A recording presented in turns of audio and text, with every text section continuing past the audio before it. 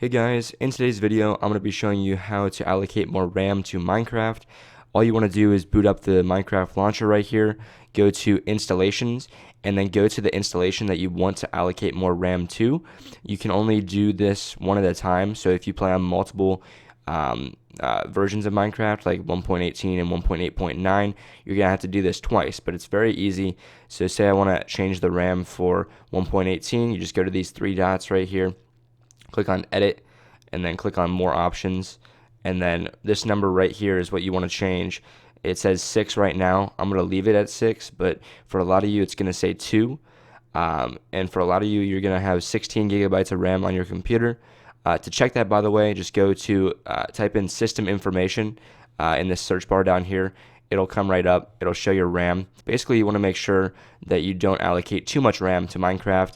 If you're playing vanilla Minecraft, 4 gigabytes is fine. 2 gigabytes should be fine as well.